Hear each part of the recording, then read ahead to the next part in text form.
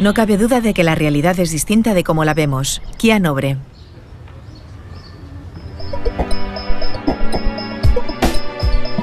Solemos pensar que nuestra percepción del mundo es mucho más completa de lo que es en realidad. Sentimos que registramos lo que pasa en nuestro entorno al igual que una cámara de vídeo, pero lo que sucede es muy distinto. Edouard Punset viajó a Mallorca para entrevistar a algunos de los neurocientíficos más destacados del mundo, que se habían reunido en el 11º Congreso Internacional de Neurociencia Cognitiva. En este capítulo de Redes, Kia Nobre, neurocientífica de la Universidad de Oxford, nos explica algunos de los recursos que utiliza el cerebro para hacerse una idea de lo que sucede en su entorno.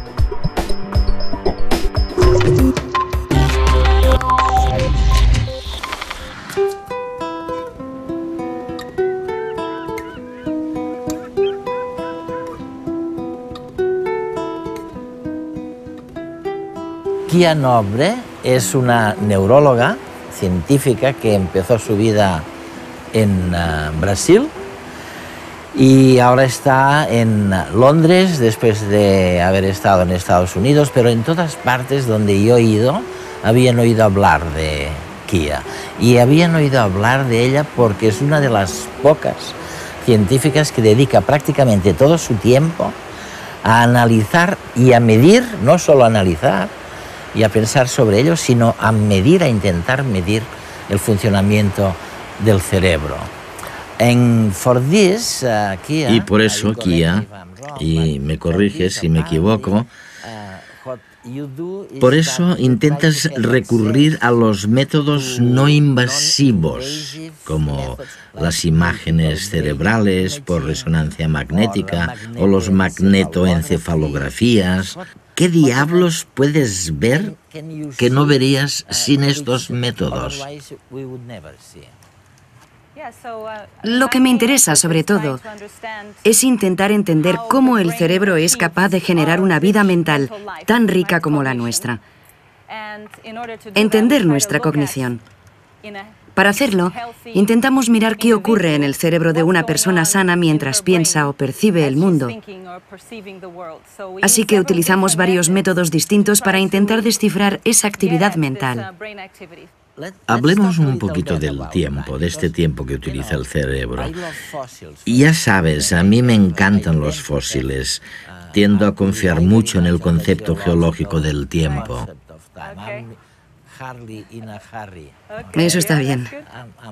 Estoy acostumbrado a pensar en millones de años, aunque otras personas no. La mayoría de mis amigos son muy impacientes y están pendientes del tiempo todo el rato, cuentan los minutos para llegar a los sitios. Sí.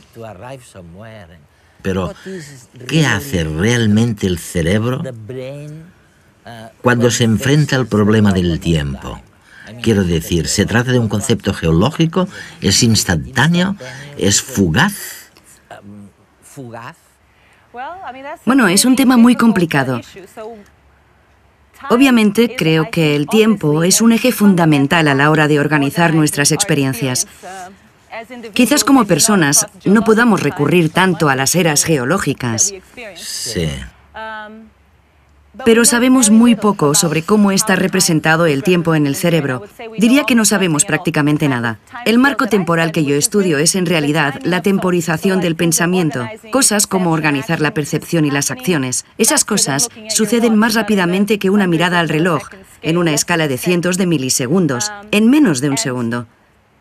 Ese campo de estudio en el que intentamos entender la temporización del pensamiento es muy prolífico en estos momentos, pero no tenemos todavía una noción generalmente aceptada de cómo está representada dicha temporización en el cerebro. Y sin embargo, supongo, creo que lo que estás diciendo es que la concepción que nuestro cerebro tiene del tiempo, si es que existe algo así, gestiona la forma que tenemos de percibir, de comprender, de comunicar, de hablar. ¿Es así esto? Sí, es muy importante. Como he comentado, creo que la concepción del tiempo es un eje fundamental a la hora de ayudarnos a organizar y ordenar nuestros pensamientos y nuestro comportamiento. Nuestro cerebro no es simplemente un receptáculo que almacena cosas y ordena toda la información que le llega, sino que no cesa de hacer predicciones, proyecciones, y lo hace al dar expectativas de lo que es importante para nosotros, como la identidad, el lugar donde se cumplirán, pero también la temporización. Nuestra actividad cerebral, desde los primeros sistemas existentes, cambia su excitabilidad en función de nuestras expectativas temporales, basándonos en lo que ocurre en cada momento. No siempre lo podemos controlar, no siempre somos conscientes de ello, pero sucede todo el tiempo. Fíjense en cada una de estas imágenes.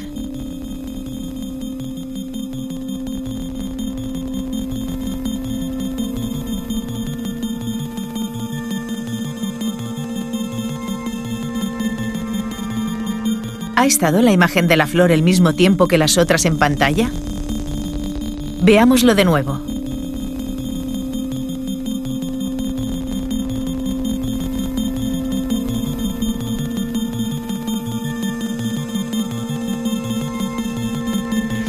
Aunque parezca que la imagen de la flor dura un poco más, en realidad todas duran lo mismo.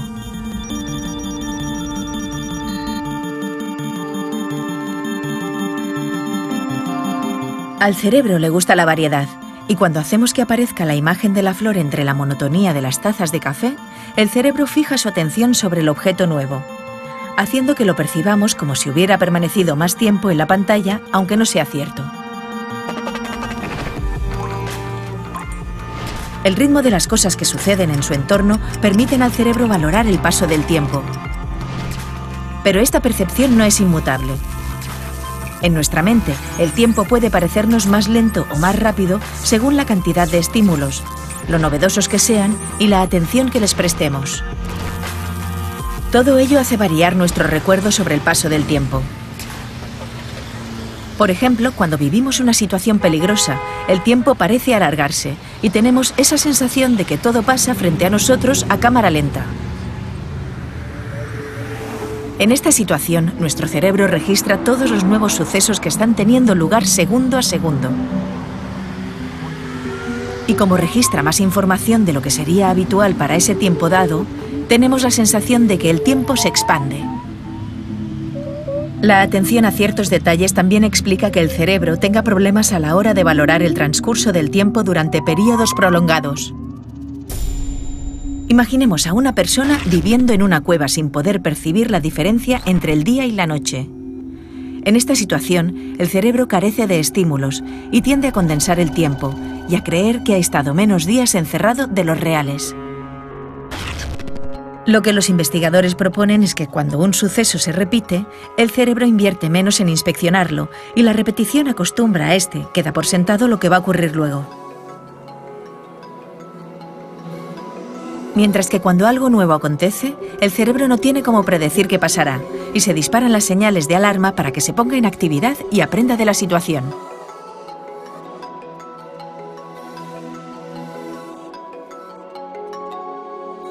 El tiempo no es solo relativo en el mundo exterior, sino también dentro de nuestras propias cabezas.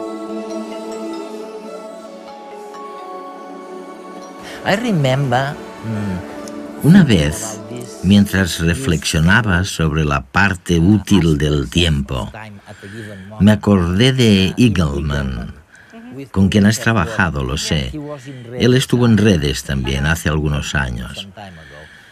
Recuerdo algo que todo el mundo siente o percibe, y es que cuando te sientes amenazado por algo terrible como un accidente, cuando vas a morir, a no ser que ocurra algo, incluso cuando recuerdas eso,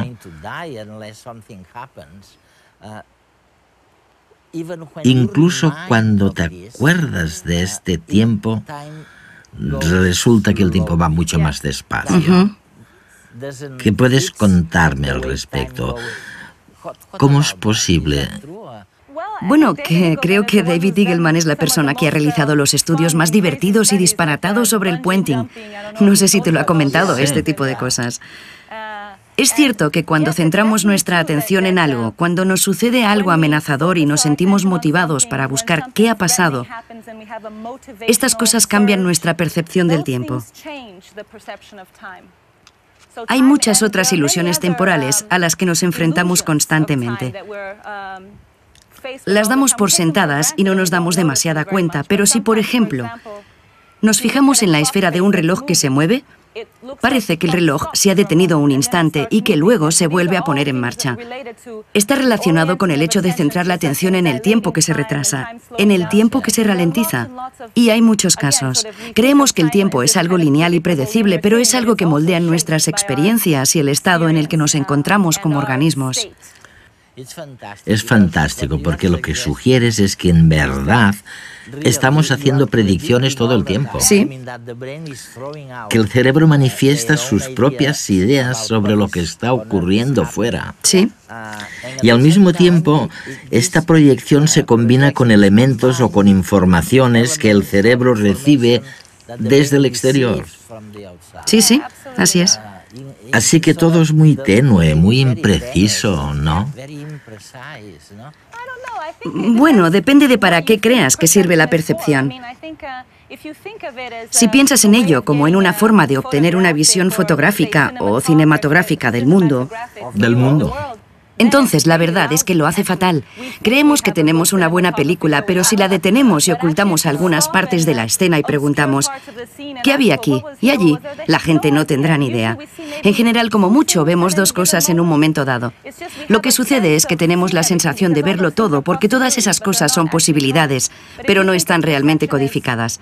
Ahora bien, si pensamos que la percepción existe para ayudarnos a hacer lo que tenemos que hacer, para sobrevivir en este mundo, entonces creo que de hecho es un muy buen sistema. Bueno, el tema es conciliar lo que tú estás diciendo con lo que yo preguntaba hace muchos años a mis amigos físicos, ¿no? Yo les decía, oye, vamos a ver, el mundo real, el mundo exterior, ¿es real? ¿Es tal y como lo vemos? O por el contrario, otras personas me dirían un poquito más lo que tú me estás diciendo. No es exactamente lo mismo porque la realidad es diferente, ¿no? Sí, no cabe duda de que la realidad es distinta de cómo la vemos. Cuando empecé en esta profesión era 100% materialista y de hecho sigo pensando que el cerebro nos dice muchas cosas sobre nuestro comportamiento. Pero cuando nos centramos en esa verdad final, es decir, ¿qué hay ahí fuera, en el mundo real? La pregunta es sesuda. He tenido la suerte de casarme con un filósofo. Por eso en casa me recuerdan constantemente, como decimos en Brasil, que el agujero es algo más profundo. Ya sabes, las cosas son complicadas y al fin y al cabo puede ser que el mundo no sea nada como lo que percibimos conscientemente. Pero a pesar de todo, podemos estudiar la cognición y su interacción con el mundo, nuestras acciones y el navegar por nuestra existencia de forma casi perpendicular al misterio que esconde esa gran pregunta. O sea, diría que existe un mundo ahí fuera, pero no creo que pueda probártelo. Es fantástico lo que estamos sugiriendo, porque en realidad estamos intentando contestar la vieja pregunta de saber si el mundo que vemos es el mundo que existe, tal y cual, ¿no? Y Kia nos está diciendo, no estoy segura, o sea, no estoy segura, pero en cambio sé que lo que estoy viendo me sirve. Me sirve para mi propia vida.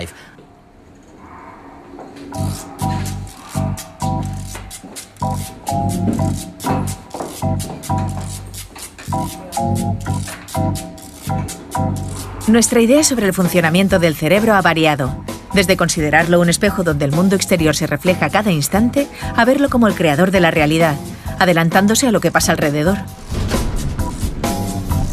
¿Qué pasa? Por ejemplo, Carlos no puede evitar lanzar hipótesis y proyectarse en el futuro. ¿Se caerá el ascensor? ¿Llegaré a tiempo a la cita? El cerebro está constantemente adelantándose a lo que está ocurriendo. Hola.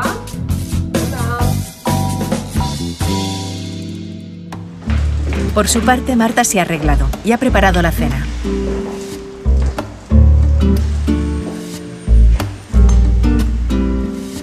Todo está listo, pero Carlos tarda y ella se impacienta. Antes de que llegue Carlos, el cerebro de su chica ha tenido tiempo de pensar en las más remotas posibilidades. ¿Habrá tenido un accidente? Se retrasa demasiado. ¿O no? ¿Lo mismo está con otra?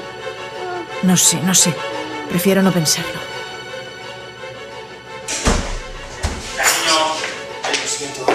Pero lo ha pensado. ¿No te habías metido?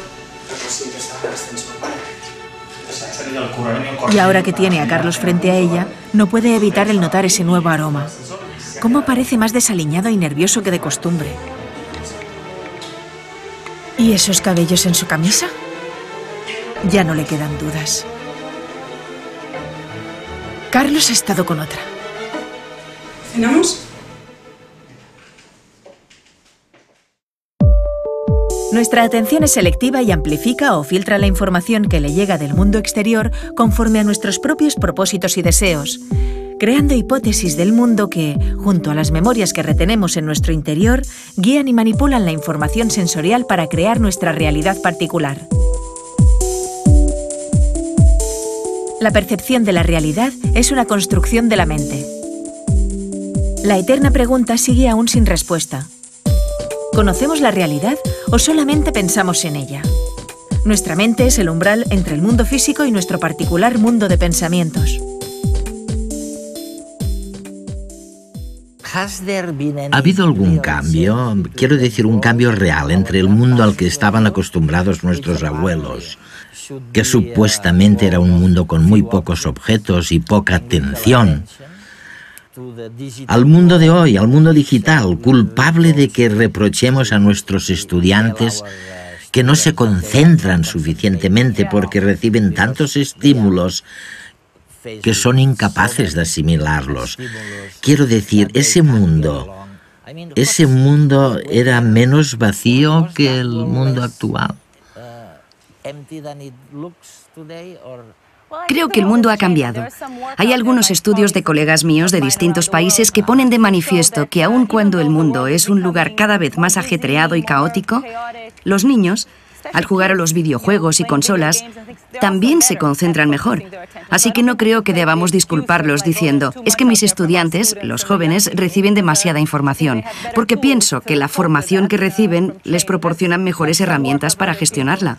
Recuerdo siempre la camiseta de un pedagogo amigo americano que decía, decía, mamá, no es que tenga un déficit de atención, es que no me interesa. Sí, exactamente, creo que tiene mucho que ver con eso. No me interesa lo que estás diciendo. Claro. Creo que las cosas han cambiado, pero quizás lo veo así por mi edad, porque estoy en esa etapa de la vida en la que a uno le empiezan a molestar los cambios. Me parece que la gente evita pensar mucho, pensar en silencio. Leer algo de principio a fin. Huyen del mundo real. Creo que sí, no lo sé, quizás a la gente le da miedo pensar, le da miedo reflexionar sobre los grandes misterios de la vida. Espero que no. Bueno, los amigos de tu marido, los filósofos, la gente del mundo educativo, hablan justamente del éxodo de la realidad. Sí. Dicen que la gente se aleja de la realidad porque lo cierto es que resulta muy aburrida. Me temo que se trata más de un éxodo de la mente que de una huida de la realidad. No me preocupa demasiado la realidad en ese sentido. Pienso que la gente debería volver a prestar atención a su mente y quizás a otras partes también. ¿Cómo se puede vivir sin reflexionar sobre esos grandes misterios de nuestro tiempo? No entiendo cómo a la gente ya no le interesan esas cosas. Yo no puedo estar ni un día sin pensar cosas como, ¿por qué pienso? ¿Qué estoy viviendo? ¿Por qué me siento así?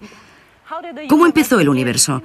Son preguntas divertidas. No sabemos qué nos va a ocurrir, así que quizás vale la pena maravillarse ante esos increíbles misterios, ¿no? Siempre he pensado que infravaloramos el grado en el que las emociones o el impacto de una situación especial pueden influir en el tiempo e influir en la memoria a largo plazo. Quiero decir, ¿solo guardas en la memoria aquello que fue importante, destacable, algo importante o destacable, memorable? Es cierto, es la otra cara. Igual que decíamos que la percepción no es una película, tampoco la memoria es un archivo cinematográfico. Quiero decir que la memoria es un conjunto de cosas que tú elegiste del entorno porque en su día te resultaron interesantes o útiles. Nuestra experiencia es ese círculo entre percepción, acción, memoria, guiar la percepción, realizar una acción y guardar un recuerdo. Es un círculo de influencias mutuas y los recuerdos cambian constantemente nuestra forma de percibir el mundo. Después, solo elegimos aquella parte del mundo que nos resulta relevante, la conservamos en la memoria y esto cambia nuestra forma de percibir el mundo y se supone que se repite en este, esperemos, círculo virtuoso y no vicioso. ¿Y qué es lo que nos lleva a elegir un recuerdo en particular y no otro? ¿Cómo funciona? ¿Cuál es el papel? Creo que tú lo llamas atención selectiva. Sí. Creo que es una interacción entre varios aspectos. Posiblemente uno tenga que ver con nuestro aprendizaje. Por un lado, cuando estamos en una situación en la que nos hemos planteado un objetivo o una tarea, nuestro cerebro prepara todo lo que es relevante para el desempeño de dicha tarea. De modo que ahí fuera aparecerá todo lo que tenga que ver con esta y tendrá ventaja. Llamamos a esto enfoque de arriba abajo, es decir, nuestra voluntad se proyecta sobre la tarea y sobre nuestra percepción. Por otro lado, es obvio que la evolución también es otro largo proceso de aprendizaje que llevamos codificado. La sensibilidad ante cosas que potencialmente pueden resultarnos relevantes. Señales que hay ahí fuera, por ejemplo, cualquier cosa muy ruidosa, brillante, que se mueva deprisa hacia nosotros. Todo eso lo procesamos inmediatamente. Así que es una interacción entre lo que queremos y aquello a lo que tenemos que reaccionar por nuestra propia evolución, tal y como está codificado en nuestro sistema perceptivo.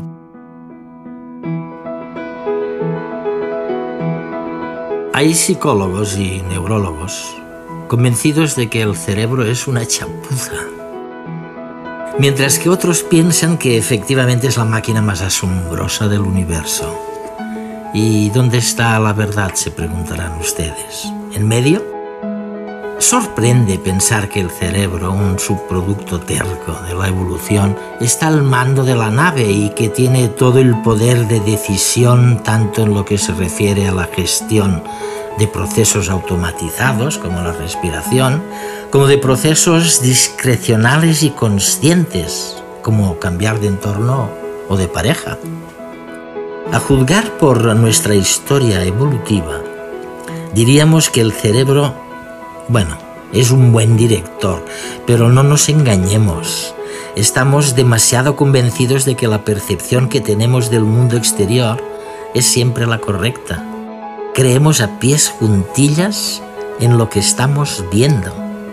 Y la verdad es que no hay nada más incierto. No podemos fiarnos de la imagen que el cerebro nos brinda de la realidad.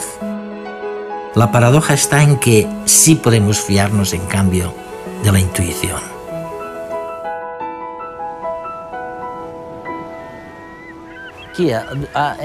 Cuando mis amigos me preguntan algo preocupados, si tienen que confiar en su intuición o si por el contrario tienen que analizar cada situación antes de tomar una decisión, tiendo a decirles que se olviden de la razón y que se dejen llevar por la intuición, porque la intuición es una fuente de conocimiento. Creo que sí. No te voy a contestar con una respuesta contrastada, pero pienso que nuestra intuición es el resultado del largo proceso de aprendizaje de nuestra adaptación. Y probablemente sea más útil que el pensamiento formal. Pero, por supuesto, creo que en algunos casos el pensamiento formal también ayuda. En algunas situaciones, por ejemplo, si te preocupa tener que resolver un examen de lógica, seguramente tendrás que aplicar un pensamiento racional. No obstante, creo que en la mayoría de los casos estamos inconscientemente muy bien preparados para enfrentarnos y reaccionar ante las distintas opciones y oportunidades, porque tenemos un conjunto de recuerdos que nos permiten optimizar nuestro comportamiento en cada momento. La verdad es que no sabíamos nada sobre el cerebro hasta hace muy poco, hasta hace muy pocos años. Y ahora de repente tenemos la sensación de que estamos descubriendo un mundo nuevo, ¿sabes? De que estamos recibiendo algunas pistas que quizás nos digan por qué somos como somos. ¿Es así como lo ves? Sí, creo que es un auténtico privilegio vivir en una época en la que las tecnologías nos permiten analizar esos principios, desde el cerebro hasta el comportamiento. No creo que sepamos tanto como a veces nos quieren hacer creer en los medios de comunicación o los periódicos. A veces pensamos, aquí está el centro del cerebro o allí. Algunos, como yo misma, pensamos que el cerebro no funciona así en absoluto, sino que creemos que el sistema es mucho más dinámico, por lo que creo que todavía tenemos mucho que aprender. Lo que sí es cierto es que ahora disponemos de algunas herramientas que nos permiten adentrarnos en el cerebro humano sin tener que recurrir a personas que enferman o sufren un ictus. Por eso creo que estamos viviendo un tiempo con muchas posibilidades. Pero espero que nos ayude a plantear más preguntas en lugar de darnos soluciones fáciles, porque sería muy aburrido.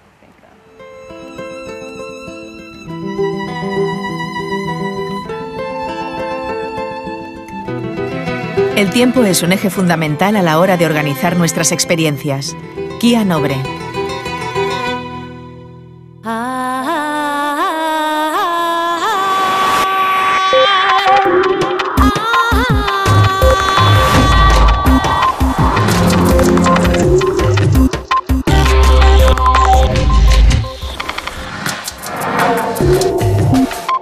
No.